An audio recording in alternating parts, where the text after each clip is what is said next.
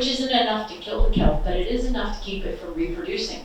So I survey our kelp forests. There's one of my volunteers there counting the number of stipes on the kelp.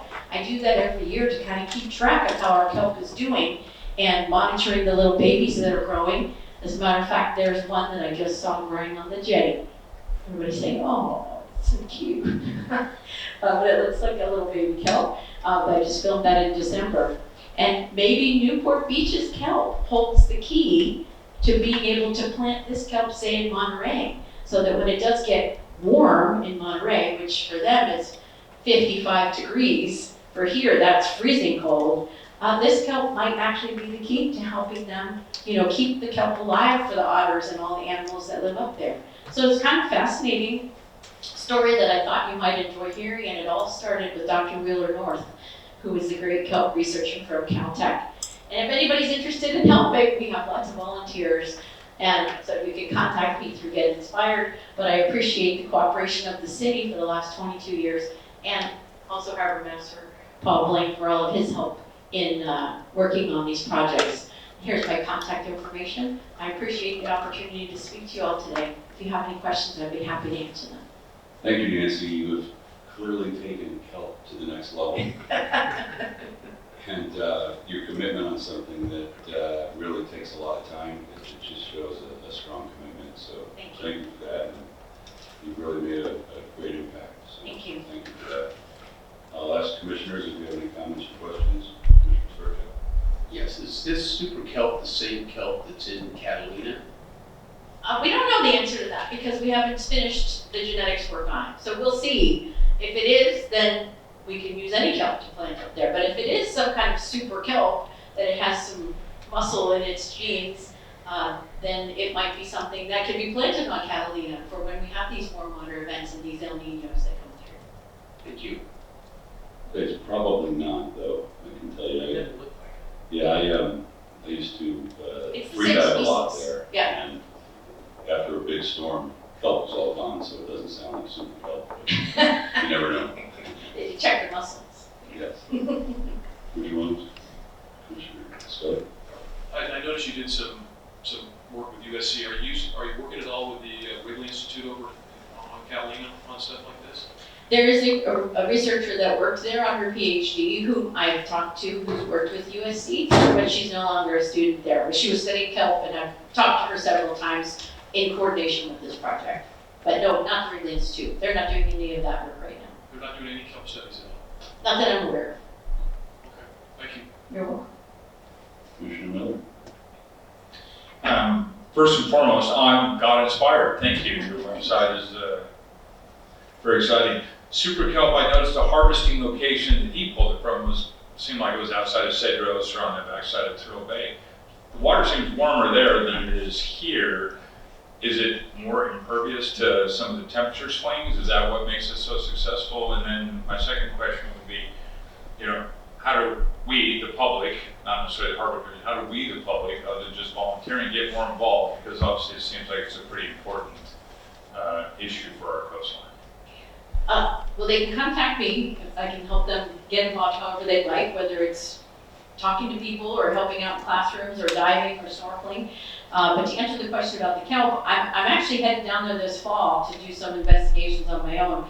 It is a little bit warmer down there, and I think that's why this kelp might be super, is it's used to growing in a little bit warmer temperatures, where kelp generally doesn't like waters below 64 degrees, and it is a little warmer than that down there, which might be the reason why it hangs out in the harbor and likes it here, because it is that warm, at least on the surface, throughout most of the year, probably 7 to 9 months of the year. So I was looking at a few weeks ago after the rains, and the freshwater lens that floats on the surface was 5 feet down. So it was actually growing in fresh water as all that water comes down through the harbor and exits through the jetty. So it's really interesting. A lot of passion for kelp, I appreciate it. I have a couple questions. There's some pretty dense kelp forests off of Dana Point Harbor and La Jolla, kind of San Diego area, very, very dense, and that kelp is just, it's just non-navigable for boaters. That seems to be pretty healthy. Is that part of the super, did that have any strains of the super kelp species, or is that just the traditional kelp we would have in Southern California? Why is that so much stronger? Well, it is all the same species. It's Macrocystis pyrifera, that's the scientific name. But this may be a genetic strain, same species. The Salt Creek kelp, which is the Dana Point kelp that you're talking about, is the other persistent kelp that was in Orange County. So I used that kelp, which also might be super, because it lasted through all of those storms and otters and predation and everything else. So that in conjunction with the Newport kelp is what I replanted Orange County's kelp forest with. So we're fortified, essentially, right? We've got really strong genetics in our kelp. The kelp beyond that is what USC is looking at to see if all of the kelp forests along the Southern California coast are genetically identical, or if there's any differences in those genes where they've kind of stretched a little bit in their genetic code to be able to make them more tolerant to different circumstances. Okay, great. And my last question is, all those sea urchins you displaced, where did they all end up going? Did you give them to the sea otters? No, actually, when sea urchins don't have kelp to eat, they're empty. And so there's nothing in them to eat that's worth any value. And you can take this to your next Sunday dinner. Sea urchins can live for 250 years, and they can live for decades without any food. Yeah, we didn't have kelp for over 20 years here, and yet the sea urchins persisted. So they are adapted for long periods without giant kelp to eat. So they can just, if you'd ever dove during that time period, it looked like the reefs had been scraped by anchors. There was just like chip marks along the tops of the reef because the urchins were grazing even just the bacteria that was growing on the reefs. So it looked like you had dragged an anchor across it when you removed the sea urchins. Wow, very Yeah. interesting. Thank you. Yeah, you're welcome. Terry Morrison? I must have missed it, but why did you have to remove the urchins to plant the kelp? They eat kelp. Oh, so They're literally, if this desk was the reef, there was nothing but sea urchins on them. So there was no room to plant the kelp, and if you did make space, they would have eaten it immediately. Especially because they were so hungry. Thank you for what you do, and thank you You're for your very welcome. presentation. Thank you, Nancy. Thank you. I would open it up to the public, if anybody has any comments, please feel free to step up. Good evening, Adam Leverins. I want to thank the commission for inviting Ms. Caruso this time and the oyster thing last time. It's nice to see something educational here that we don't have to read about. And I have a question I hope could be answered. Like, is the kelp so super that urchins won't eat this variety of kelp, or is it just that you clean so many out of the system? That's a very good question, because I've never seen a lot of urchins on the jetty. There are some there, but that's a good question. Might have to test that. I can use 7th graders to do that. Thank you.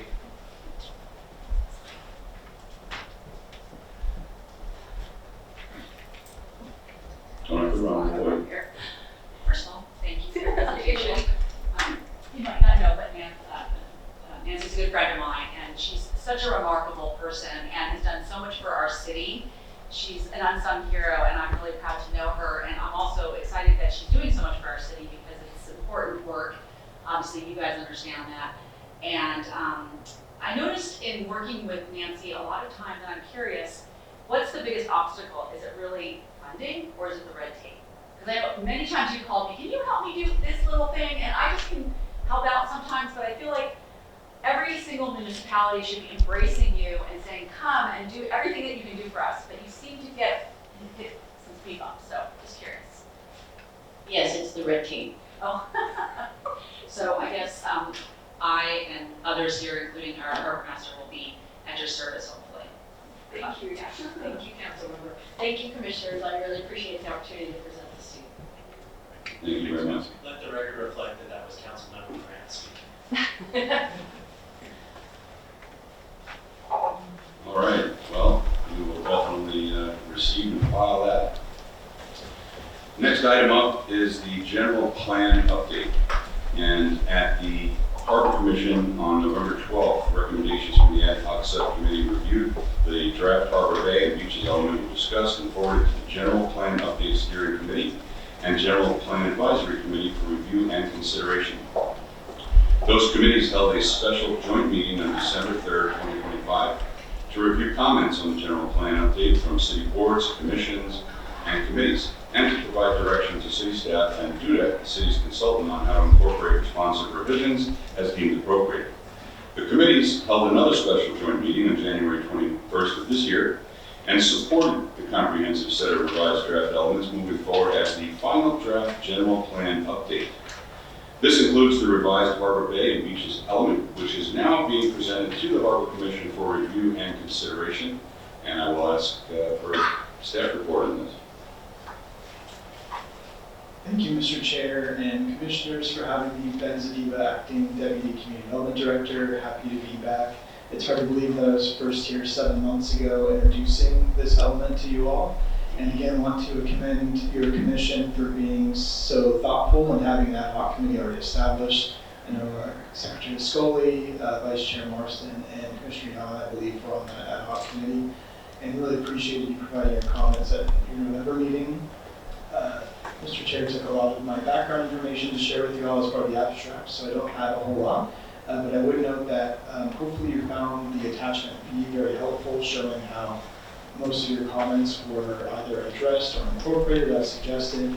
The General Plan Advisory Committee and the Steering Committee worked very hard and diligently to address every single comment line by line item, and I think you'll find that occurred in the document itself.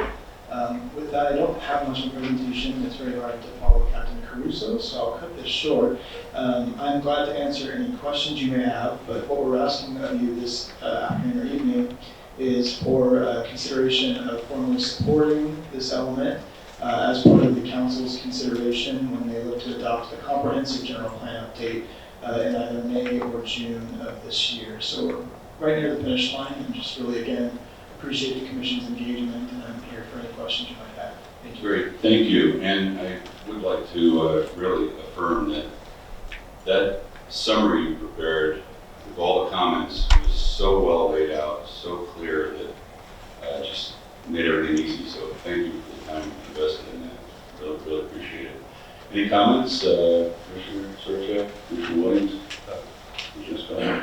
Yeah, Ben, I'd just like to say thank you for listening to us and for incorporating the comments. I mean, it was great to read the staff report and the attachments, and you really did incorporate a lot of what we suggested or articulated. So from being on the ad hoc committee, I'd just like to say thank you for doing that. Thank you. Commissioner Miller, any comments? I know. Commissioner Young?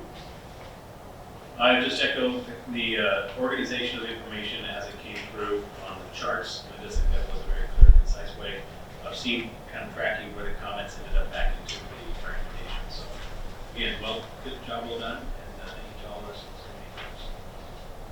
Secretary Marston? Yeah, thank you again, as everyone else said. I did appreciate the responses that you gave to the comments one by one. That was very helpful. Rather than having to review it again and try to remember what our comments were. I do have one question on one of the responses, which was on 8.2. And the reason I bring this up is it's about the lower cost recreational boating. And the reason I bring that up is because several years ago on this commission, we had an objective to look at lower cost boating. And it was really kind of a very difficult thing to define what is lower cost boating. And so when you use a term lower, you're referencing something. So what are you lower than? So somehow I think that needs to be better stated. Because right now it still leaves me wondering what is lower cost boating. So that's my only comment. Thank you. Thank you, Secretary Marston. I will open it up to public comments at this time. Chair Beer, members of the Harbor Commission. My name is Jim Mosher. I agree that the seeing the appendix speech and responses to your comments is very helpful. I would suggest, though, probably as individuals, you might want to continue following this as it moves through the Planning Commission and then to the City Council, because there are parts of it you've not seen. One thing you did not see is comparison between the current Harbor and Bay element There are some policies from the old one that were carried over and intact. There are some that were modified. There are some that were deleted. And there are some that are new. And that was prepared kind of later in the stage for some of the other elements. I don't think we've ever seen that. And I don't know if the planning commission will be seeing that. So if they do, or if the city council does, you might want to look at that. And other parts of it that you've not seen, there is an implementation plan, which would be implementing things like lower cost voting, and how that policy will be brought into action.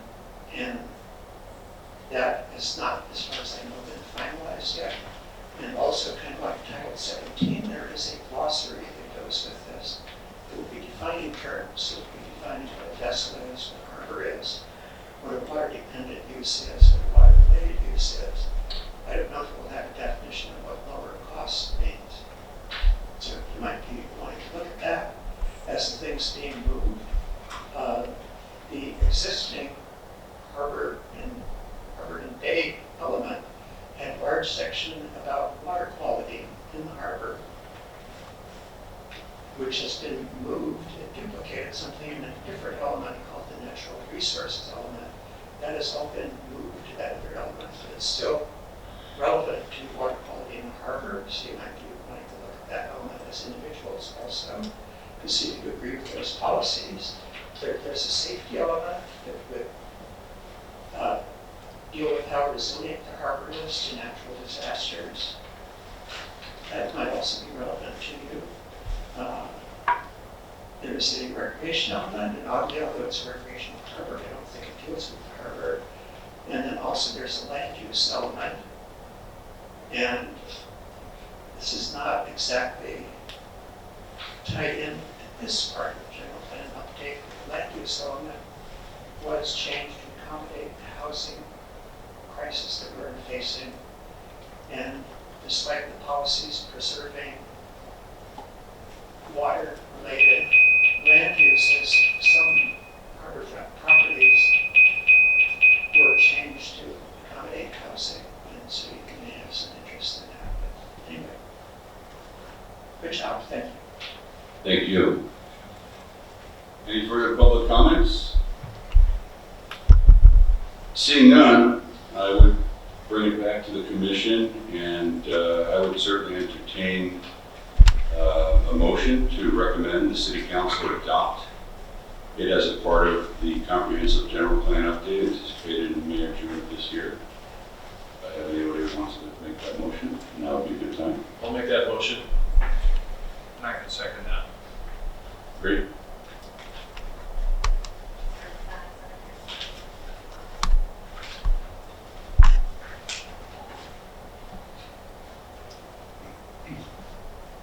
So I think you have it reversed. Steve was the mover and Bob was the seconder.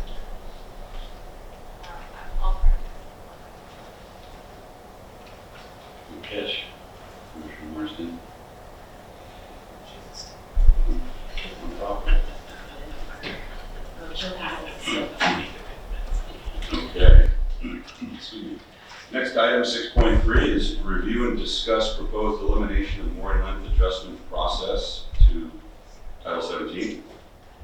Several applications to adjust mooring lengths are received by the Harbor Department annually. At past Harbor Commission meetings, the desire to eliminate the process of mooring length adjustments has been expressed. The Commission will discuss whether mooring length adjustments should be considered going forward. And just as a summarization of past, some of the key reasons that have been brought up to eliminate mooring length extension requests include Newport Harbor is a fully built out harbor. There is no additional water area to expand into, so increasing mooring lengths effectively reallocates limited public water space to individual permittees. Longer mooring increases navigational risk. Expanded mooring lengths increase navigational risks within already cluttered mooring fields and adjacent fairways. Public access to the harbor is declining.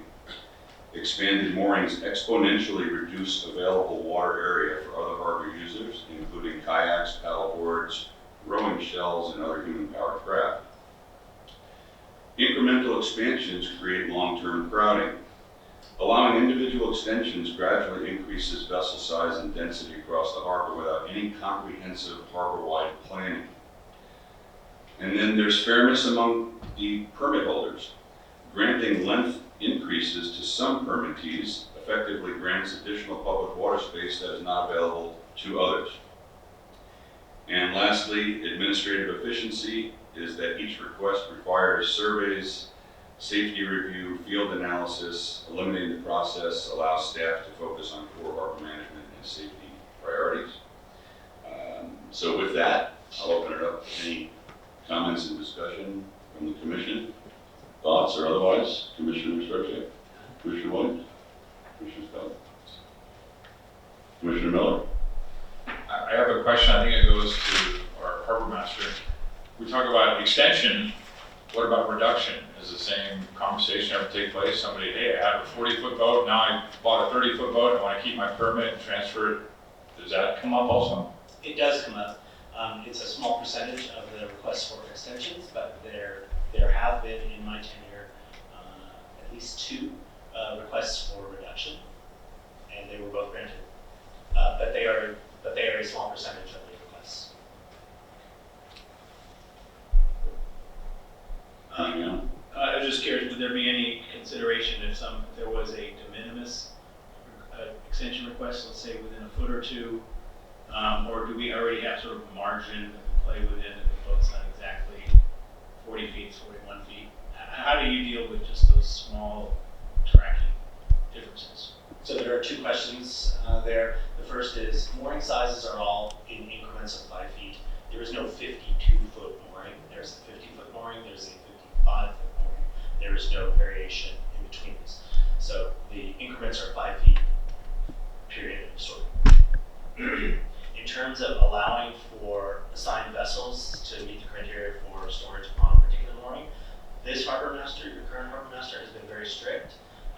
The limit is the limit is the limit is the limit as defined by the manufacturer's specification for LOA or the documentation or the registration. You may recall there was an onshore mooring permittee with a boat on order that was 18 feet 4 inches, and I denied the assignment of that vessel to the onshore mooring, taking a very strict approach to 18 feet length overall is the limit, not 18 feet 1 inch, not 18 feet 4 inches, it is 18 feet 0 inches. That is a vessel that can be assigned to an onshore mooring in my approach. I denied that assignment, he appealed to you all, and you upheld my denial. There are exceptions on onshore moorings, and that applicant made very clear and enumerated the exceptions to those, but those exceptions were all granted before I was the harbor master. Just out of curiosity, the manufacturer's LOI, does that include bow splits and swim steps and or outboard engines? It definitely does not include outboard engines. In some cases, it includes the swim step. If the swim step is integrated, if the swim step is bolted on, it does not. And bow splits are generally not included. Okay, thank you. Thank you. Secretary Martin? Yeah, go ahead. Commissioner Scott. Mr. Blank, how many of these requests are coming in? I mean, you get a feel for the volume, say on a monthly or annual basis. It was my intention to do an analysis of that today. I didn't have time, so I apologize for not having the actual numbers. I can bring them to you if this matter continues to be discussed. I will have actual statistics. My estimation is in my 15 requests. Of those 15 requests, I believe I've granted 8 and I have denied 7, and 1 of them came to you on the I'm sorry, no, you're telling me. None of them come to you. So if you do the average, that's 5 per year. No, 3 per year, and I deny about half of them. For what reason? Typically because it's unsafe. It would be unsafe, navigation around the mooring would be unsafe if the mooring were extended. Mr. Harbor Master, not that I mean, you offered me to look into this a little bit, not that I want to create a ton of work for you, but what would the lift be to put a report together that could evaluate harbor capacity, navigational safety considerations, fairness amongst permit holders, public access, impacts, and the like? Is that, you have the ability to collectively put that together? Yes, so it is not a small amount of work, it is a significant amount of work to put that report together, but the report will be very valuable. Okay, great. No other questions up here. I'll ask for any public comments at this time. Leverage again, I probably didn't write fast enough, but Chair Beer stated that the harbor is fully built out, no water area to build into, there's navigational risks, exponentially reducing the area for use by others, fairness among permit holders. I would note that all those things apply to residential piers. Many residential piers, they're allowed to extend half the beam past the end of the pier. I continue to see pier extensions that are granted. And if we're talking about fairness among permit holders, and I understand the safety aspect of this, and I appreciate Paul's explanation. I don't know if you guys remember, the guy had an 18-foot Robalo, and the 4 inches over length was 2 tubes where the ladder pulled out and dropped down. And under the, application under the harbor master, that exceeds the limit, but there are other boats like that out there. So it's very troubling to one group of permit holders that their boat can't be 4 inches beyond 18 foot, but residential piers can be 12 foot beyond the approved length of the pier, and extensions continue to get granted. And I'm not saying don't do this, but there has to be some fairness and consistency of application. If the harbor is fully built out, as you said, there should be no more pier extensions either. And the open water initiative for moorings should be the open water initiative. Thank you. Thank you. Any additional public comments?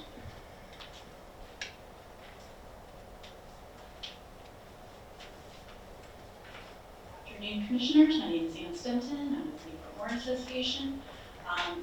I can understand this conversation, and I think some really good points were brought up. The harbor is very crowded. There's a lot going on, and I can understand in some circumstances where it might not be appropriate to have a mooring extension. I can totally see that. But I also thought it was an interesting point, the de minimis, when you're looking for a boat, often, you might find one, maybe have a 40-foot mooring, and oh gosh, this one's 41 feet, and I really like it, it's in my price range, and you can't do a 5-foot extension. So I kind of feel like maybe there should be some flexibility there. Maybe it's only 5 feet, but to say that, it's built out and moorings can't extend, but we know the docks will be allowed to extend, that doesn't seem fair and equitable. So I would hope that would be taken into consideration as this project is being looked at. Thank you. Any additional public comments? I will just make one clarification that the private piers are subject to written boundaries that include the pierhead line and the project line. So it's pretty clear cut what they can and can't do, and that's been pretty well established over a long period of time. Unlike the moorings are significantly a different animal, so to speak. Nonetheless, I'll bring it back to the commission if anybody has any additional comments. I would ask that no rush, Mr. Harbor Master, but maybe sometime over the next 3 months or so, we could see a report evaluating whether the city should discontinue accepting future applications for mooring length extensions. As I mentioned, the report should evaluate harbor capacity, navigational safety considerations, fairness amongst permit holders, and public access impacts. Could also outline potential policy options, including whether changes to the Title 17 of the municipal code would need to be made. So Any future policy recommendation would return to the Harbor Commission for further review, consideration, and subsequent meeting. Okay. Thank you. Next item, 6.4, is the discussion of potential safety requirements for small vessel rental customers. The Harbor Commission will conduct a discussion regarding potential safety requirements for single-day small vessel rental customers operating in Newport Harbor. The purpose of this discussion is to explore practical and enforceable measures that can improve safety for renters and other harbor users and the general public. The Commission's feedback will help inform whether staff or the Newport Harbor Safety Committee should further evaluate or develop recommended guidelines or requirements for future consideration. And at this time, I'll offer a staff report or turn it over to the ad hoc committee chair. Go ahead. All right. Thank you, Chair Bear. This is an item that we've talked a little bit about, and working with Harbor Master Blank got this on the agenda for this evening here is, we've had some discussions about the California Boater Safety Card, where anybody operating a motorized vessel needs to have that safety card, which requires quite a bit of safety training through the website when you're applying for that card. But that renters are exempt, short-term rentals are exempt from having to have a boater safety card. So if you look at other states or cities, Florida, Georgia, Lake Tahoe, there's requirements. I know at Lake Mead, there's requirements that you have to do a short safety briefing and basically register for it and get recognition that you completed it prior to operating a rental vessel. I'm not advocating this a really long drawn out process for training at every different rental site, but I can't speak for the city, or I can't speak for the resources, but is there something that can be done on the city, with the city app, that could be used to on a renter's phone to get 10 minutes of training where everything is at in the harbor, PFDs, talk about going through the mooring fields, talk about the ferry, talk about the issues that they're going to face, particularly with stand-up paddle boards and currents and the wind, and wrap that into a short-term training, and do so that it isn't too onerous on the rental operator, but at least we try to make someone think before they jump in a brand new rental and off they go into the harbor.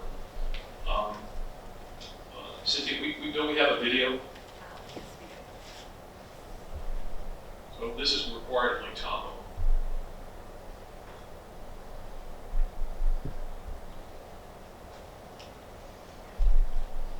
Boating on Tahoe is no different. To have the best experience, download the free Tahoe Boating app.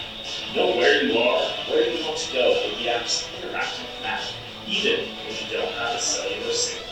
Special rules are in place to ensure that you enjoy its pristine water safely.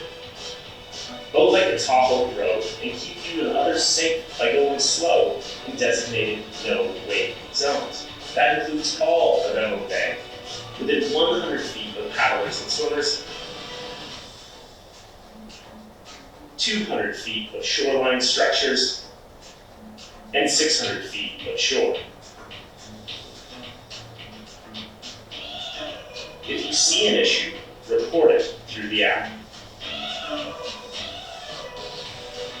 Even though Tahoe is a lake, it moves more like an ocean, and your day on the water can change quickly. Be prepared to deal with strong winds and even large waves while out on the water.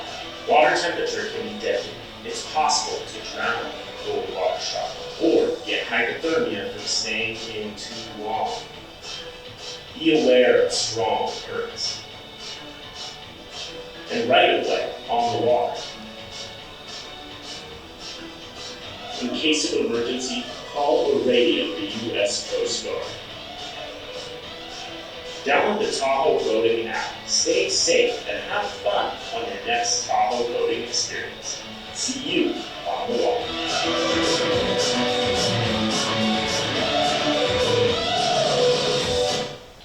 That's a little bit more of an advertisement than it is a safety video, but I'm just saying something that's not too long, that's specific to Newport Harbor, and it kind of checks all the different boxes that we would need to check from a safety perspective.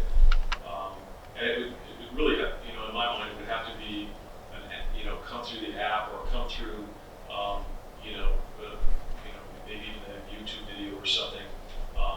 But I throw it out there for discussion, and is it something that we should take up as a harbor commission and maybe, do some more work on it in the safety committee, have some discussion with some of the rental operators, talk to Harbor Master Blanken and the city as what kind of resources would be available for something like that if we wanted to bring it through the city's website or the city's app. So just for discussion. Sure, so I'm assuming that that's something you'd like to see happen based on this, what research you've done and everything, and thank you for all that. So let's talk about it a little bit. Commissioner Zurcheck, anything to add? I think I agree with you. I think a video would be good, but to make sure they're paying attention, there may be a short application where they would have to answer key questions. So that it's sunk in so that they've actually listened to it and thought about it. You can make it easy to find the answers, but if you had a dozen or so primary concerns and questions, they could answer and fill in the box, and so we'd have a sense that they really listened and understand it. So I don't know what the answer is. Absolutely, and something they could do before they showed up for the press, to do it the day before, if they had a reservation. Thanks. Commissioner Williams. I've been pretty consistent in my thoughts when these topics come up, and that is I certainly want to be sensitive to the small businesses and the operators on the water, right? So if we make something that's too short or just something that checks the box, we miss the mark and the intention of what we're trying to do.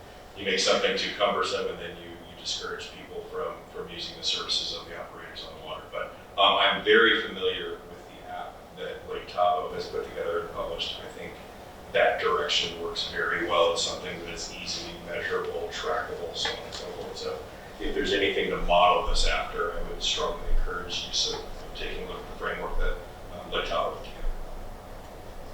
Thank you. Commissioner Miller. I've sat in this chambers, and I think every meeting somebody brought up boater safety and having to do with the rentals. So I think it's, you're on to something there, Commissioner Scully, and I think it's something we should pursue. The app already has some great things telling where the fishing spots are, where the dump station is. I mean, it's gotten better and better and better. So I think just an add-on to that would be a pretty easy fix, but I'm in support of it. Thank you. Commissioner Young. I've always felt the irony of boat owners who are now requiring to the state the boater's license, boater's card, yet the renters that aren't regular boaters are sort of exempt from that. So knowing that sort of hole exists, this is a very important topic, and I would like to see this pursued. I think it could be one of two things. Just like the idea of a very comprehensive 5-minute video that would cover all the elements of the bay, including, if you're in a Tuffy, don't drive through the middle of a regatta, show them where the restrooms in the bay are, show them that they have access to QR codes, just some of the basic stuff and the safety stuff, and all that can be combined in one really nice video.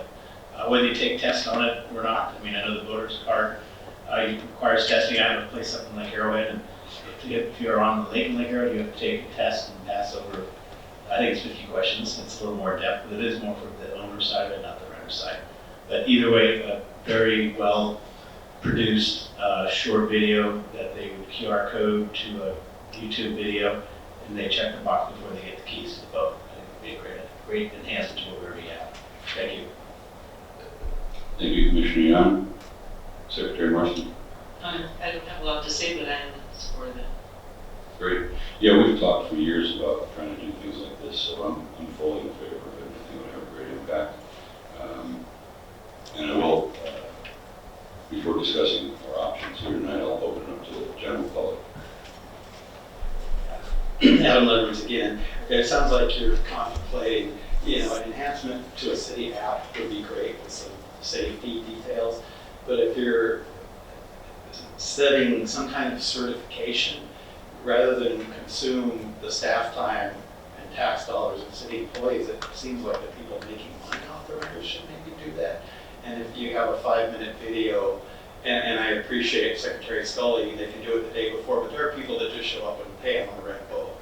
But have the operators, if you want to rent a boat here, you have to watch this and at least try and get them to do it rather than burdening the harbor department or city staff with trying to get people to watch the video. Same thing on the app, they can have access to it, but if somebody wants to rent a boat and is required to sit in a chair and watch it, at least that's something. And I think that might not be too hard to motivate them to do. Thank you. Any additional public comments? Seeing none, okay. I'll bring it back here and actually I'll leave it to Vice Chair Scully if how you want to create an action, if you want to provide direction to staff, and of course you're part of the Harbor Safety Committee to look at the potential safety guidelines and requirements. I would say let's kick it back to the safety committee to get a little bit more definition around what that looks like. Have some conversations with the harbor department and the city in terms of what can and can't be done. And maybe a couple rental operators have a conversation with them and see how they feel about it, just kind of an overall, and then come back and report it to the harbor commission. That sounds good, and maybe come back with maybe an action plan that we can look into to implement some of this stuff. That'd be great. Okay. So we now move on to item 6.5, which is ad hoc committee updates. Several ad hoc committees have been established to address short-term projects outside the Harbor Commission objectives, and this is the time that those committees will provide updates on those projects if there are any to be provided. The Balboa Ferry ad hoc, which is Commissioner Scully's for checking on. Do we have any updates on that? Nothing new from the last report that I had done 2 months ago with regards to the successful acquisition of $10 to $12 million of grant money for the ferry. I'm going to say in another 60 days I'll check in and see how they're doing in terms of have they issued, if they got a marine architect going yet or where that's at. So, but nothing new to report. Any framework on that timing at all? Or? I think, just from talking to Joe, I'm going to say just they need to dot the i's and cross the t's as it relates to the grant documentation. And then I think they're full speed ahead with the marine architect. So I would think they'd have something going in the next, very shortly. I want to add to that. I did have a meeting myself with Joe Beek last week, and also some of what you're saying has all been confirmed, but I think he feels very confident this will go through. The grant funding, they don't have a price tag on the cost of the vessels, but they will go along with them along the way until they get the naval architecture, the design documentation, then they can start bidding the job. And it may be what is outside of the scope of what the initial grant money is, and Joe's very confident it will continue to rise up to the point of fully funding them. So he's still very confident that the project will succeed. My question for you, Commissioner Scully, is do we want to keep this on as an ad hoc item, or is it kind of sort of on its way to the point where do we want the commission involvement on this matter any longer? That's a good point. Yeah. This topic. I agree. And Chair Beery, for your thoughts as well. Yeah, my thoughts are probably just, I'd hate to see the updates go away. I think the public would like to have that, so if nothing else, let's maybe just see it until we get to some point where it's really imminent. Maybe that's another, like Mr. Beeks said, maybe it's a short time. If you guys are okay with that, you might not have much to add, but just if something's happening, sharing it, that'd be great. I think it's an important enough topic. So. Yeah, just not much more. Great. Thank you. The other ad hoc committee is for Harbor Commission objectives, and I can speak for that. last month has been a little challenging for that ad hoc committee to get together. They've been out of town schedules, but I think the committee is scheduled to convene in the next 30 days, so we fully expect to be able to come back at the next meeting with some recommendations for the objectives for the coming year. And I will ask the harbor commissioners if you have any comments on that. Seeing none, any public comments at this time? Seeing none, then we go on to the Harbor Commission objectives. And each ad hoc committee studying their objectives with the Commission's 2024 objectives can provide an update if there is one to provide. So, the review of Title 17, I think that's been fully addressed. Waiting for a resolution to come back to the Commission. And the collaboration with the Water Coastal Titles District, Titles Committee, Commissioners Spurcheck and Scully, anything to add on that? I have nothing at this time. I have nothing. Okay. Commissioners Marston, John, anything on opportunities for additional harbor services at this time? Nothing. Okay. I will go down the dais and ask if any commissioners have updates on the last 3 items.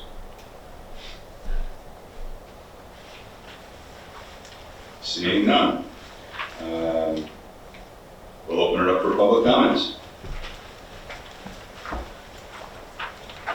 Again, I hope you'll indulge a question. I believe you said the Title 17 resolution would come back to the commission. I'm just curious, will we see it again here before council? Thank you. We anticipate that, as per the meeting where the commission took action requesting a resolution be drafted, to come back to the commission for final approval so we can push that as a recommendation to city council. I don't see where any of that's changed.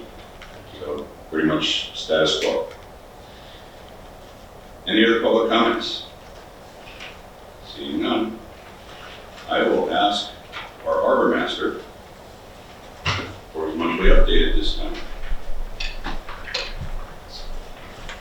Good evening, Commissioners. Paul Linker, Harbor Master. I'm going to turn it straight over to Chris Miller, who's going to talk about dredging, and then I'll get back to my regular schedule.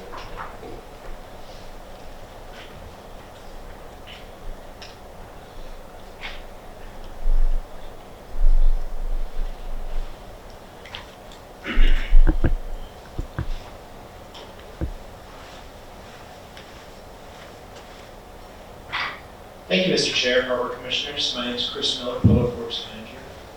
And it's time for my monthly update of the Lower Bay Dredging Project. I wasn't able to attend February's meeting, Harbor Commission meeting. Not sure, I would assume that you were updated on the status of the Balboa Yacht Basin project, which at that time was complete.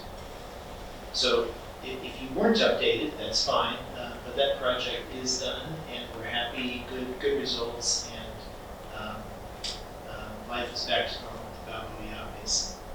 On the screen is the status of the Lower Bay project. Green means the area is complete. Green also, it is possible that we might have to go back to some of the green areas as they do their post-dredge survey. And sometimes the survey reveals some high spots. And so they do have to go back. I can confirm that all the green area along Coast Highway and the Churning Basin has been signed off, so we won't be returning to that area. But the area in the Anchorage area, the green area, we'll be going back for sure because we have a blue that surrounds it. Yellow is where they're currently dredging right now. Purple is where they're going to be dredging soon, and blue is on the horizon. The blue in front of Marina Park is on the near horizon, though I expect to be there within the next 4 to 6 weeks or so, perhaps. The schedule does change. Things happen in the field. A large construction project like this does have its ups and downs. One down is their tug is currently down right now, and so they are figuring out what to do with that. So I there was no dredge activity today, and probably not for the next few days before another tuck can be brought in. But things happen, and they expect that, we expect that for big projects like this.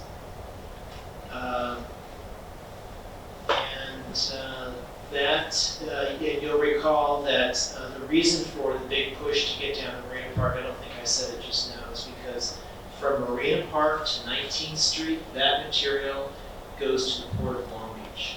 And that Port of Long Beach has a defined window for disposal. And so we coordinate with the Port of Long Beach every 2 or 3 weeks and check in with our schedule and their fill schedule with all of their different contractors. But we are on track to dredge. There's approximately 50,000 yards in that stretch from Marina Park to 19th Street.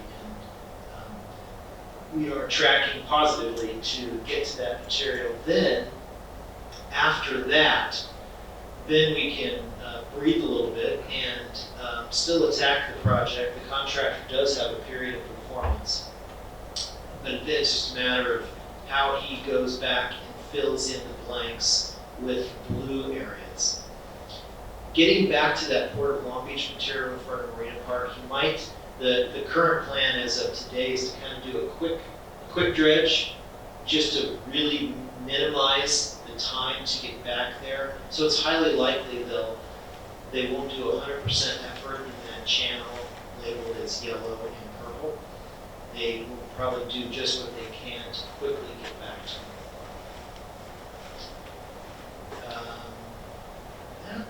That is really about it. Happy to answer any quick questions, and then I'll turn it back over. Thank you, Chris. And I just, for clarification, the purple and yellow is being done now just so that the barge can get through there. I imagine it's just going to be heavy loaded and you need more depth to get it where you need it to go. That's exactly correct. To get it out. Right. It's not so much, so they need to dredge their way in. That's the access channel. And hence, I'm sorry, I didn't explain that. Hence, that's why that green area is an access channel straight through the blue. To the casual observer, one might ask, why did you do that? Well, it's because that's the reason. You are right. To get out, to get a fully loaded scow out, and safely maneuver with the tug. I mean, it's no easy feat to maneuver those extremely heavy, bulky, cumbersome scows. This also might be a good time for me to mention that we are approaching the spring season, sailing season, boating season, and then of course summer is coming up. Our harbor has been through this before. We know what to do. We've got really competent race committee chairs and youth instructors and program directors, veterans who've been through this before. And the contractor has proven that they monitor their radio channels, and so far I believe there's good communication going on. If there isn't, I'll certainly hear about it positively as a learning experience, and I communicate that to the contractor. But there's an effort of communication. So this is more of a public service announcement for the harbor in general, that coming up when the regattas start happening on a more frequent basis on the weekends, and of course during the summer sailing season, there will be obstacles, but we're going to do our best to work with them. Really, we gotta kind of grin and bear it for this one last season, and then this will be the last big push in Newport Harbor. Just for clarification, what was the actual official start date when they started dredging? The start, I don't have the date off the top of my head. December 3rd, Paul knows that, so thank you, December 3rd. And I know there's, I think under contract, just close to 1 million cubic yards under contract for removing. Do you know what's been removed to date? Yes. You mentioned that. Yes, that's a good fact. I should have led off with that. As of today or yesterday, we've taken out 105 scows. What does that mean? That's good.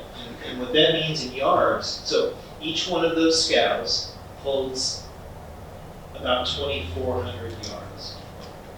That's what they load them to. But don't use that math. What we've estimated as being taken out of the harbor, round numbers, is 200,000 cubic yards. So that's a lot. The total, you are correct with this project, we've been talking about this problem, it's always been 1 million cubic yards. It's more like 800,000 to 900,000 depending on the depth. We did do some entrance channel dredging back in 2021, so that million has been reduced a little bit. But you know, in very round general numbers, we've dredged about a quarter of the harbor now, and 200,000 yards is significant. And about 125,000 of those yards, cubic yards, has gone to the Port of Long Beach. So 125 plus about 50 in front of Marine Park, you know, we're looking at around 175 plus or minus to the Port of Long Beach.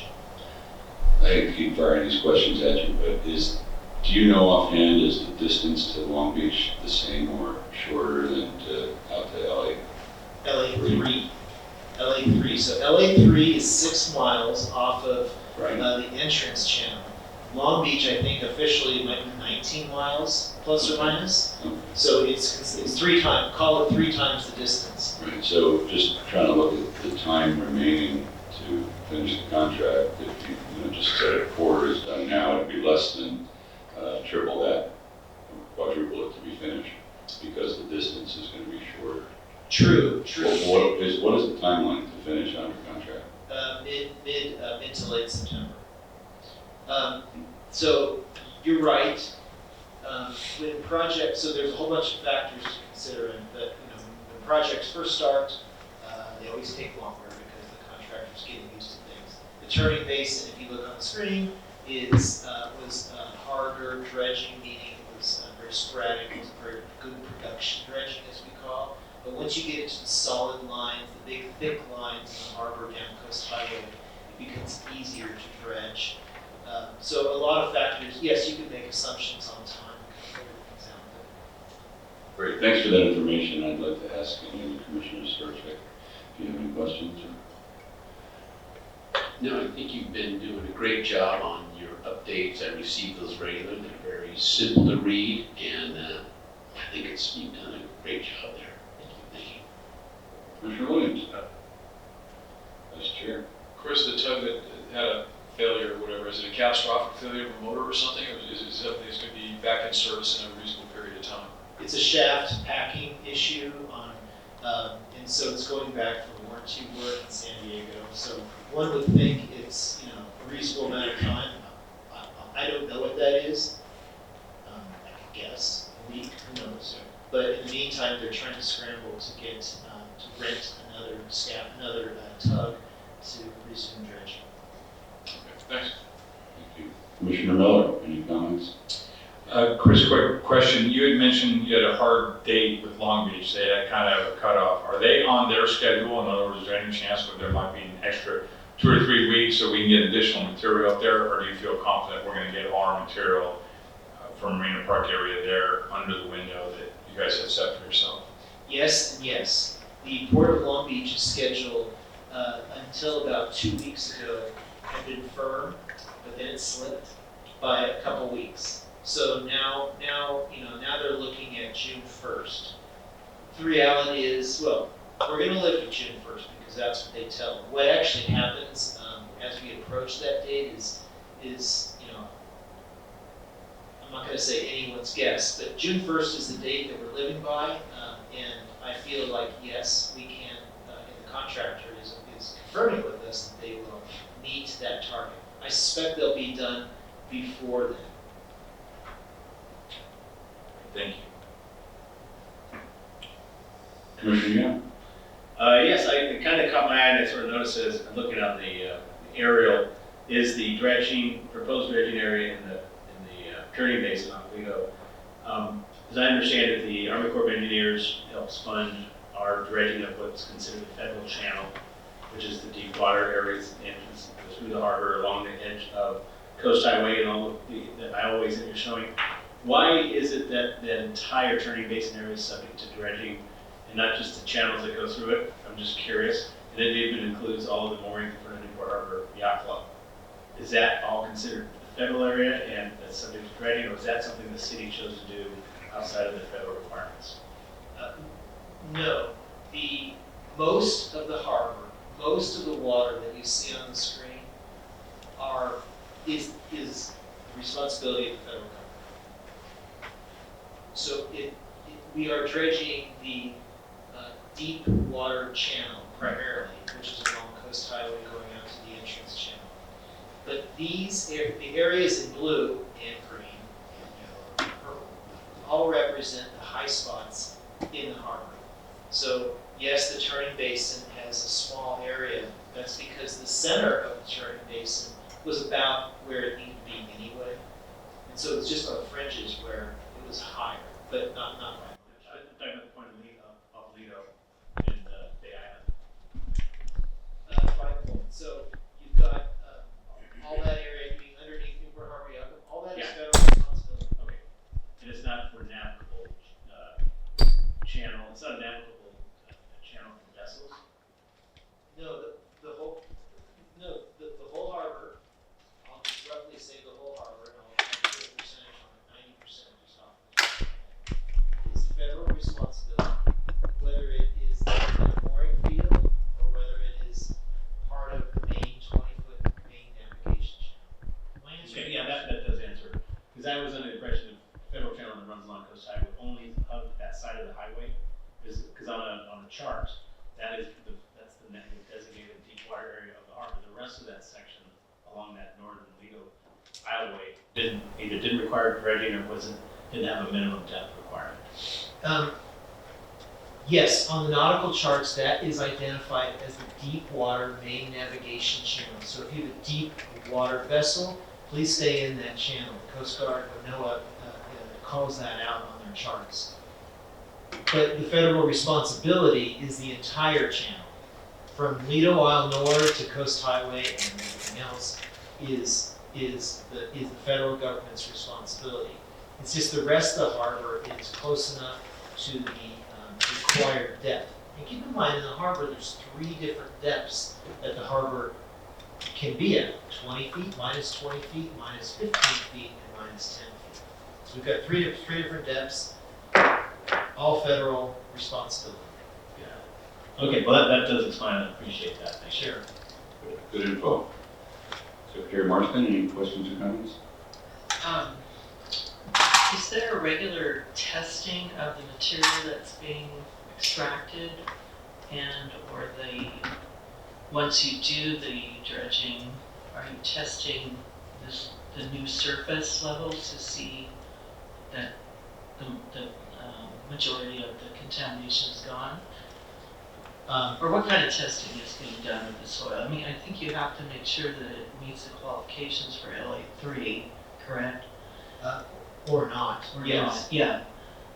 Yeah, yes. So, I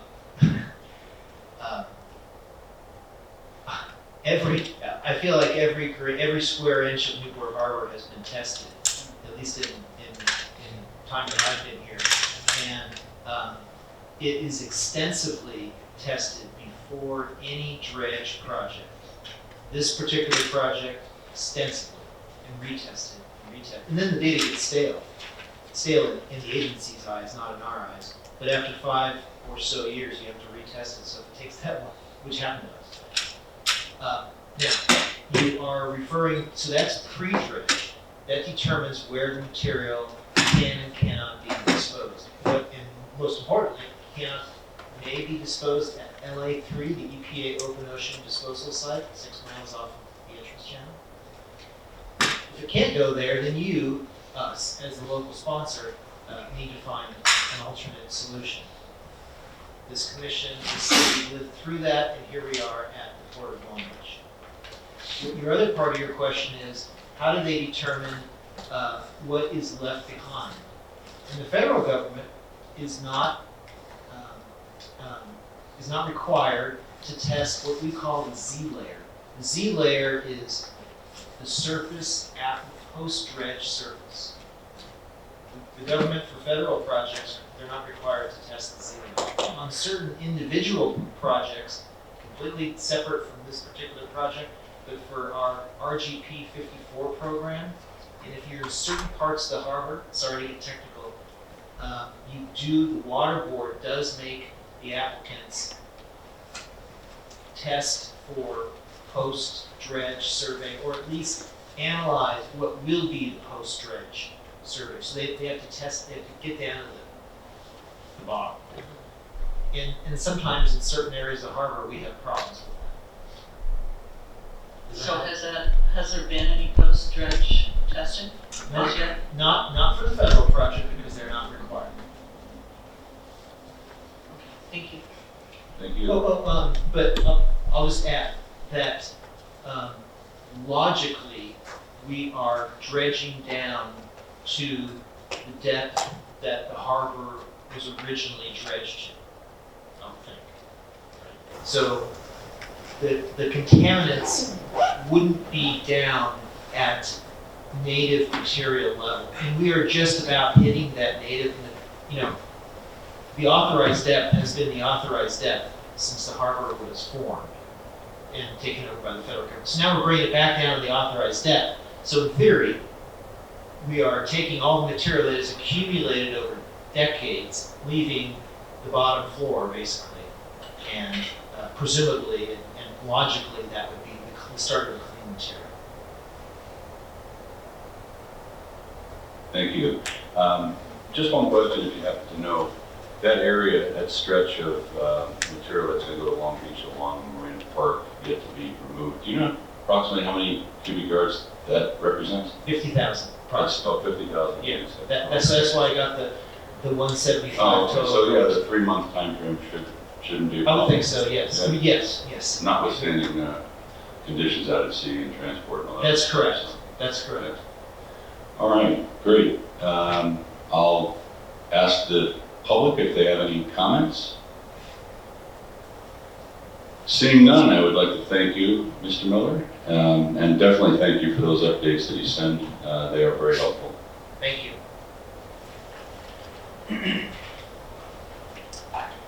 With Chris's concurrence, I'm going to make 2 points based on questions that he received that just may clear it up for commissioners and the public.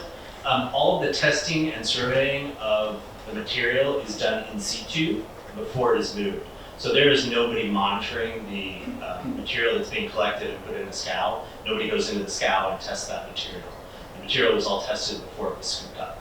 And then to Commissioner Jan's question, the responsibility, if you want to think about what the federal government is responsible for, look at the project line throughout the harbor. Everything inside the project line is the federal government's responsibility. And that includes all the mooring pits. Okay, back to your regularly scheduled Harbor Master report. Good evening, I'm Paul Blank, your Harbor Master, and this is what happened in February. In terms of keeping the harbor clean, there were several instances of discharge into the harbor that we addressed. One of them took place at Marine Park. There were some elsewhere as well, but we're pleased that all of that was done without major incident or any real contamination. The trash rover got some exercise and some maintenance, and more recently we conducted a training seminar with volunteer members of the CERT team. So we're going to get some resources from CERT to operate the rover for us going forward, both in emergencies and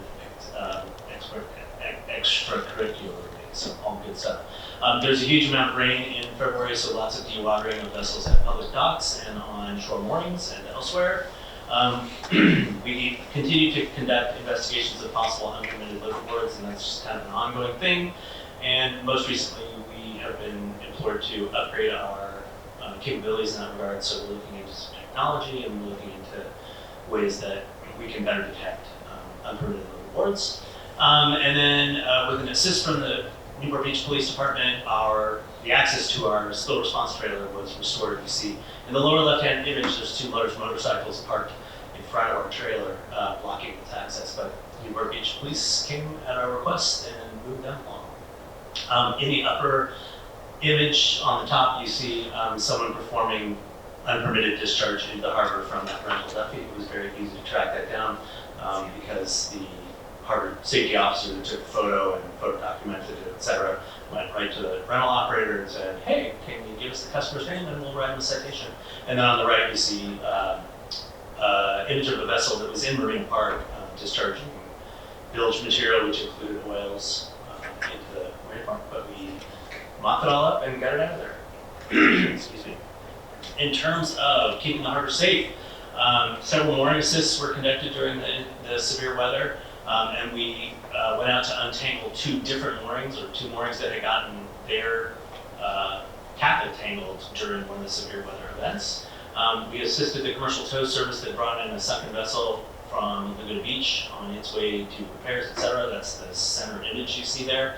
And that was a really impressive story when that boat hit a reef, sat on the reef for a period of time, and then as the tide went out, fell off the reef into 40 feet of water. So that's why there's so much marine growth on the spreaders and rigging.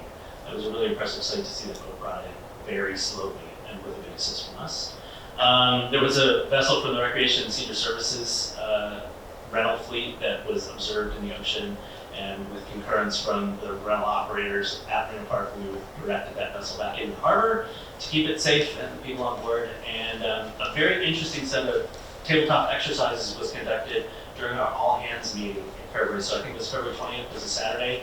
The final segment of that all-hands meeting was 5 tabletop exercises on emergency response. So the whole team was carved into 5 different groups. Each of them was given a specific exercise, and then they had to present their response in very short order. I mean, this was a matter of moments, no more than 5 minutes. Each group had to present to the other 4 what their first on scene response would be to the various emergencies. And the emergencies included an engine that fell off an aircraft in the Five Points area, a small civil aviation plane that had gone down in the harbor. The rest of them are going to escape me, but all very interesting exercises. And I'm pleased to report that the crafted responses were excellent. Everybody on the team, to a person, knows exactly what the first responses are and what to do when they witness and then contribute to the response to an emergency, expected emergency. It was really impressive. In terms of keeping the harbor well enjoyed, tender was found adrift near the Washington Street public dock. It was recognized as belonging to somebody who usually keeps it at the Fernando Street, and so it was returned to Fernando with a call to the vessel's owner, and that vessel owner was very pleased. Unauthorized use of a mooring was resolved. This was in the A field, it was just a comedy of errors, but that all got resolved.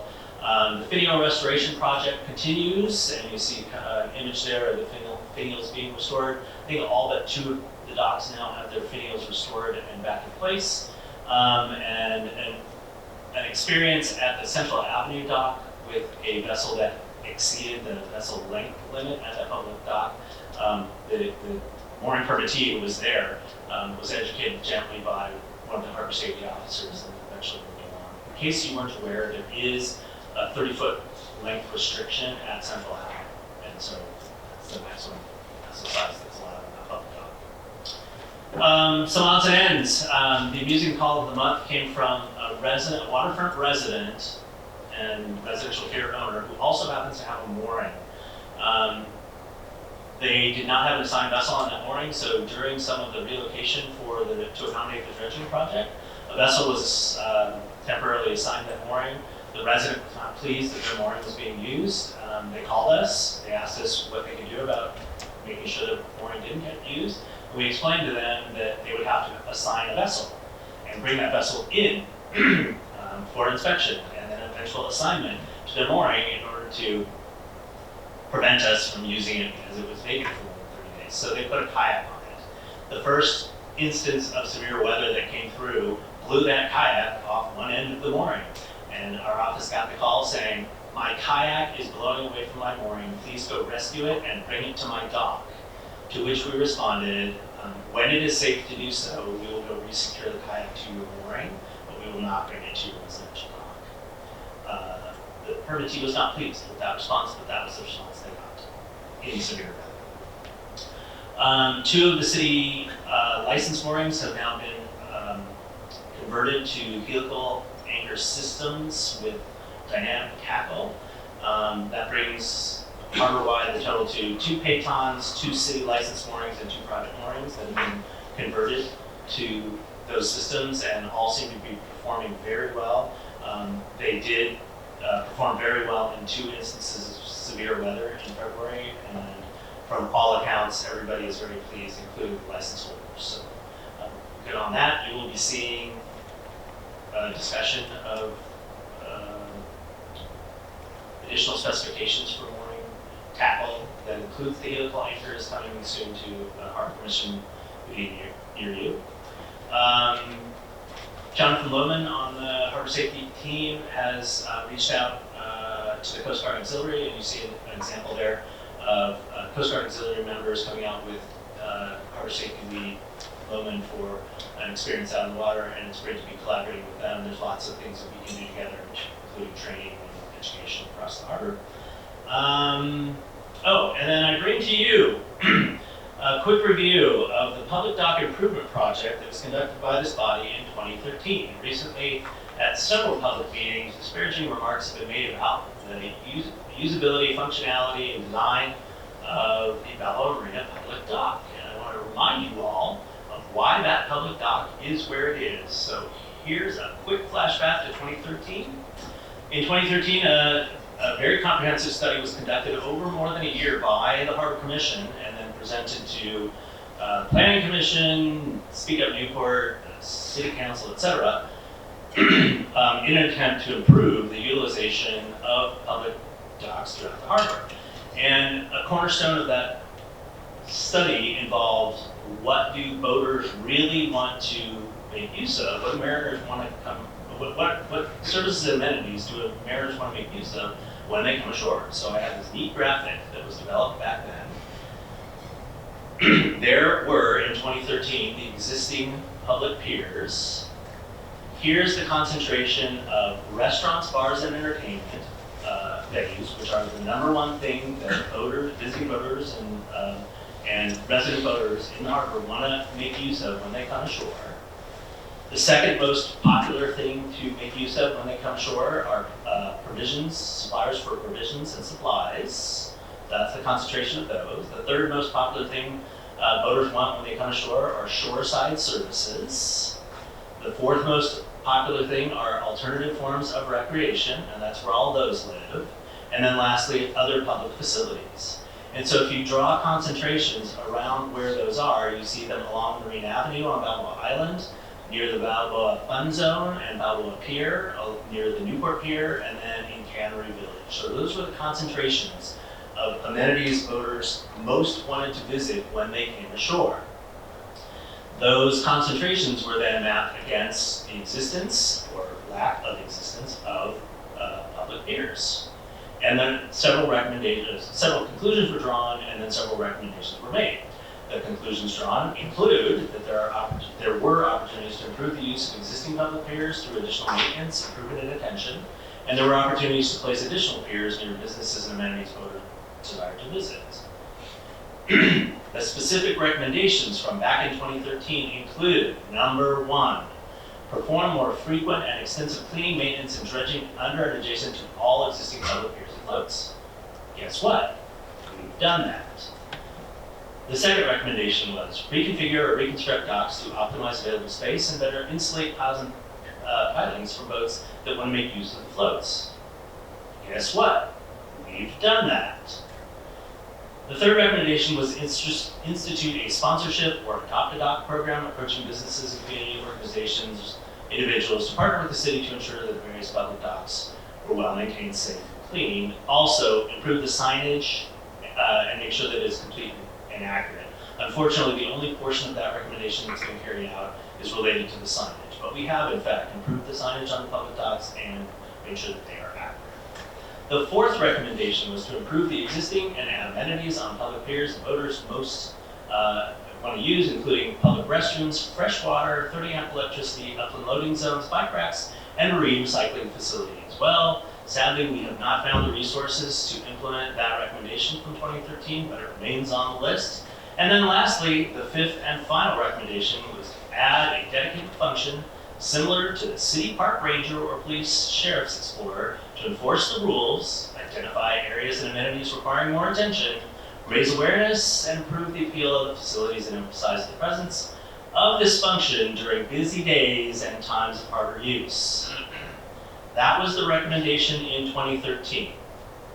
In 2017, the City of Newport Beach established a harbor department, which performs this function. In terms of recommendations related to additional piers, the 5 recommendations in order of preference were: number 1, develop a new public pier at the Lido Marina Village. Ladies and gentlemen, I offer you the Central Avenue Public Dock. Number 2, develop a new public pier at the Balboa Marina. Ladies and gentlemen, I offer you the Balboa Marina Public Dock. Number 3, develop a new public pier at Lower Castaways. Much discussion has gone into that. No public pier has yet appeared at Lower Castaways. The 4th recommendation was to develop a new public pier at the northwest face of the Lido Isle Bridge. And I'm going to show you a graphic of what that means in a moment. And then the last recommendation was to develop a new public pier with access to the West Pacific Coast Highway. Where do those public piers now live in relation to the concentration of amenities boaters most want to visit when they come ashore? Well, there's the Central Avenue Public Dock. There's the Balboa Marina Public Dock. There's the one at Lower Castaways that has yet to be built or even approved. There's the one at the western end of the Lido Isle Bridge, and then there's one going across West Coast Highway in Marriage Mile. So, I take umbrage at disparaging remarks about the Balboa Marina Public Dock. It was clearly well planned. It was clearly deemed necessary back in 2013 by this very comprehensive study. And while it may not be fully utilized and functional today, in anticipation of additional development in that area of the harbor, it will be fully utilized, much like Marina Park was not utilized when it opened for the first day of 2016, but is now an incredibly well-used facility. That's your history lesson for this evening. Here is the heat map of our activities in February. We had a total of 1,828 calls for service. 1,716 of them were mapped. 1,757 of them were actually completed. A handful of them remain open. Again, this is all available to the public at the URL down below. There's all sorts of slicing and dicing capabilities that are not shown on the graphic, but if you want to drill in specifically to code enforcement cases or mooring assist, etc., you can see how many of them there were in that particular period and where they were carried out. Here is your graphic on utilization of the harbor amenity map. The harbor amenity map was recently replaced with an upgraded version from the GIS system, and there was a small hiccup when they did that, whereby the QR code link was broken. That QR code link has since been restored, but there were a couple of days when if you clicked on the QR code, you were taken to a map that said, this is the legacy map. You'll need to go someplace else for this map. But all of that is now updated. Here was our permitting activity through the end of February. We're making great progress and well ahead of last year in terms of both the types of permits that we've been issuing as well as the number of permits that we've been issuing. That is the comparison to last year's statistics. Here's the anchorage utilization, which showed not terribly much utilization of the public anchorages for the month because of this, mostly because of the severe weather. But towards the end of the month, when the weather improved, we got a lot of utilization. You will note that there is one vessel in there that stayed, I think it arrived on the 22nd, and it continues to stay in the West Anchorage. That boat was displaced by the private dredging project at Linda Isle. So that large vessel had to move in order to accommodate that private dredging project, and it remains in the large vessel anchorage, paying the night rate. He expects to go back, I think this weekend, he'll get back to his regular spot on the dock. And then lastly, I think it was Commissioner Sperchek at the last meeting asked for a report on debris collection in the harbor, and here are the statistics I am pleased to provide you. Those are calendar years, so we started tracking the debris that we collect in calendar 2024. And what you see there is how much by weight, this is in pounds, the harbor department has collected and weighed in terms of removing debris from the harbor, and then the private Good Samaritan project, the green pontoon vessel that you see out there 3 days a week collecting debris. He started in 2024, so we outpaced him in 2024. He clobbered us in 2025. We're tracking severely behind him in 2026, but look at how much debris we've collected already. This was at the end of February, so with just 2 months, we're just 2 months in, and we've bested our own performance over the past 2 years. A lot of that has to do with extraordinary rains and wind events that have pushed debris into harbor. There have also been some notably large pieces of debris that have been removed, including tree trunks and railroad ties. So that's why those numbers are tracking so high. But there you go, that's how much trash we're pulling out of the harbor. Thanks for letting me show off my team. Thank you very much. Comprehensive report. I will bring it to the dais. Any comments or questions that commissioners have?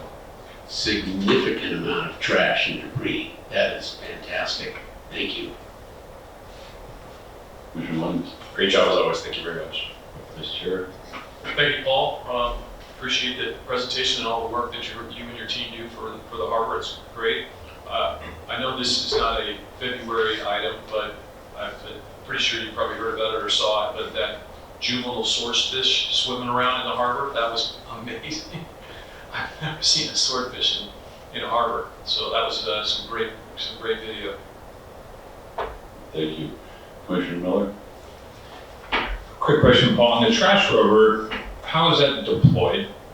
I know it picks it, you measure it, everything, but how is it deployed? Where is it deployed and who controls it? The trash rover, the automated rover?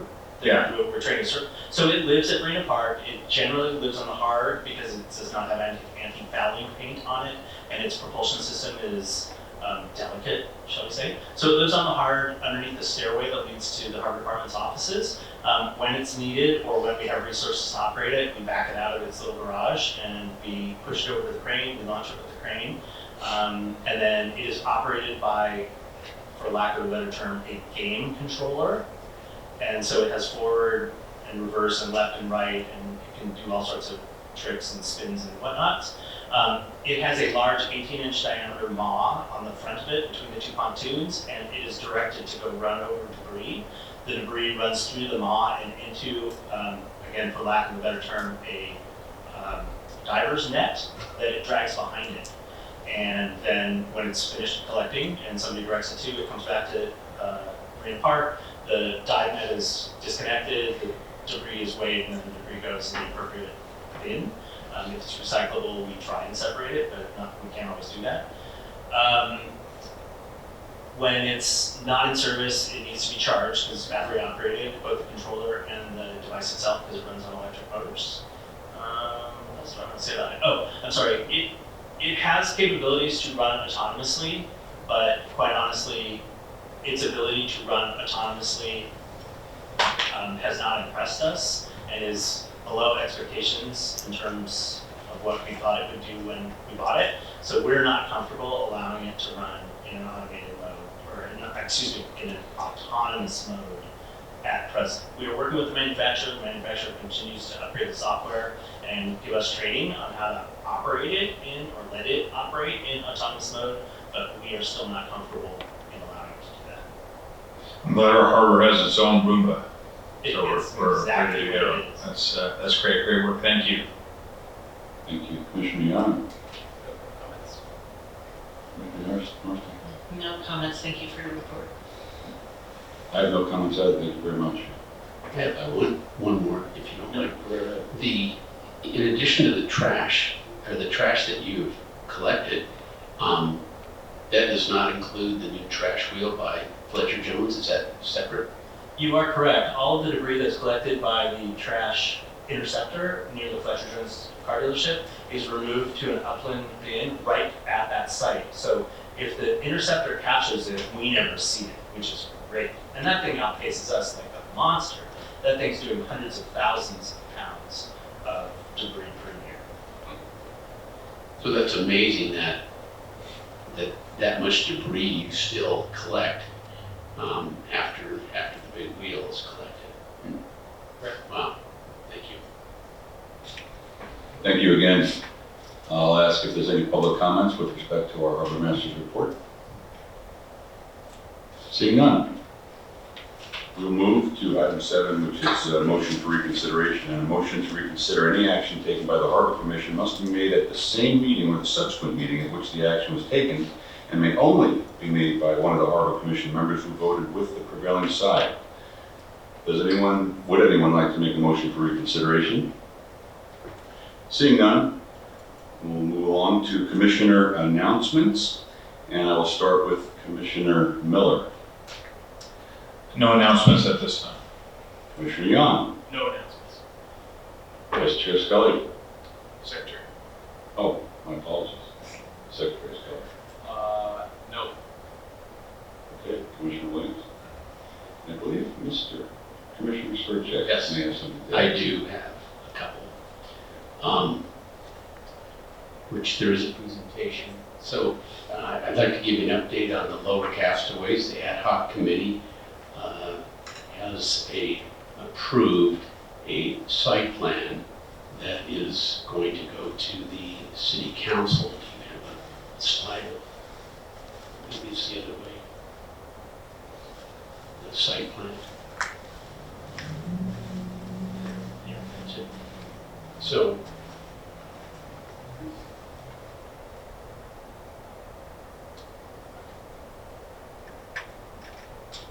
the site plan is designed, I guess you could say it's designed to accept a couple of buildings. Whether that's going to happen or not, we're not sure, but I'd like to point out the sandy beach that is going to be enhanced or featured on the, what they call the northern side. You can see the sandy beach out, and then over by the PCH bridge, there's, sandy beach. They have also proposed a dock, a dock for small boats like Duffy's, that is, that they're going to shoot for.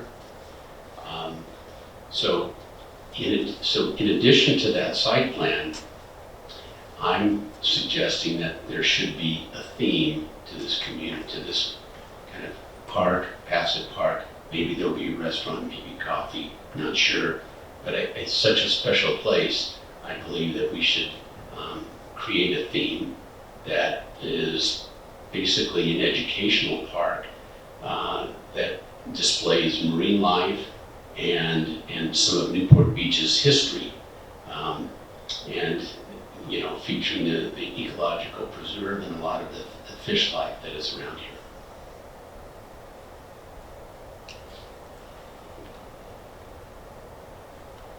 So, I'm sorry, what would you like to see next? The Lower Castaways, the presentation that you started with.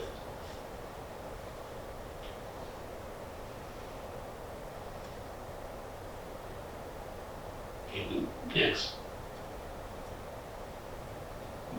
So this piece suggests a number of things. An amphitheater to make presentations about, the nature of the coastal environments. There could be a whale sculpture.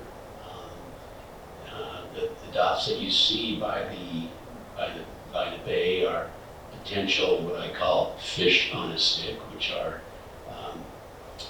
fish that are indigenous or local. And there's displays that can be basically an educational park. There could be a walkway that you walk through and see all the different species. In addition, a launch ramp for kayaks and stand-ups.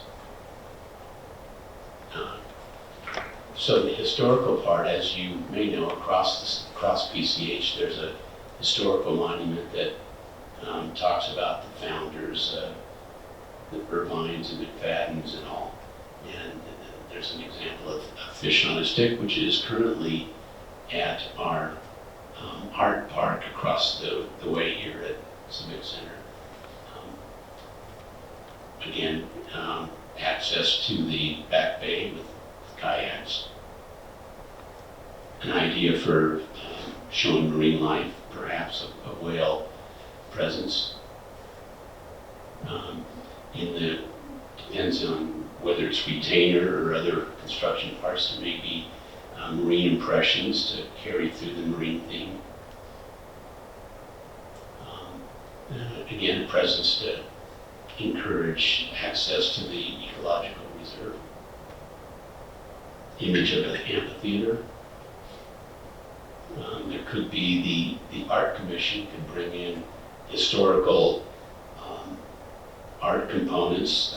This happens to be in New York City, showing mariners. I don't know if you can see it. There's a mariner that's reaching down to save another one, and when the tide goes down, you see more of him, and when the tide goes up, you just see his hand. So there could be other related type of sculptures that relate to Newport Beach's history. So this is images of fish on a stick in Fashion Island. You can see the red dots where those could potentially be. And just another reference to displaying the fish for educational purposes.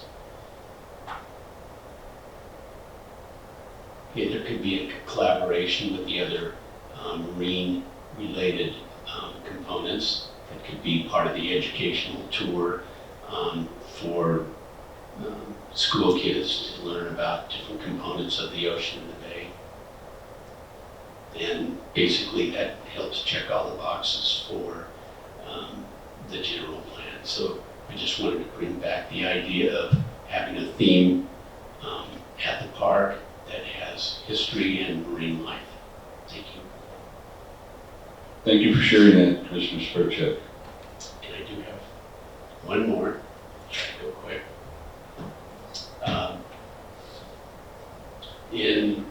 For years, walking, hiking, biking in Back Bay it's such a great place, but recently I've noticed it just seems to be needing help. There's a lot of components that are need a lot of upgrades and all. And so basically a little summary, I tried to take photographs and summarize it all. The Upper Newport Bay Ecological Reserve protects one of Southern California's largest remaining natural wetlands and provides critical habitat for more than 200 bird species. The reserve also includes a heavily used walkway and pathway serving pedestrians, cyclists, and motorists, making it an important recreational transportation corridor for the community. Significant portions of this scenic public infrastructure are in poor and deteriorating conditions, including damaged roadway surfaces, unreadable or failing signage, dilapidated wood bridges and barriers, and outdated restroom facilities. Long-standing slope corrosion, inappropriate roadway barriers, and visually intrusive chain link fencing. These conditions detract from the public safety, accessibility, and overall visitor experience. The reserve is jointly managed by the State of California Department of Fish and Wildlife, the County of Orange, and the City of Newport Beach. While coordinating among multiple agencies presents challenges, initiating a collaborative planning and funding strategy is necessary to address these long-standing deficiencies and to preserve both the ecological integrity and the public value of this unique resource. So I brought this to the attention of Robin Grant, met with her. She was very responsive. She met with city staff. Her and city staff took a tour of Back Bay, made their list, and they are pursuing making some improvements, although 80% of it is of these necessary improvements are in the county and the state jurisdictions. So it'll be a long and difficult process, but they're working to that direction. So that's it. Thank you again. And I'll ask Vice Chair Marston if you had any public comments, Commissioner Nelson. Okay, thank you. Any matters which commissioners would like placed on a future agenda for discussion, action, or report? Seeing none, I would like to suggest to put the review of the objectives by the ad hoc committee. And the date and time of the next meeting is Wednesday, April 8th at 5 p.m. I thank everybody for your attendance and participation. Have a good night.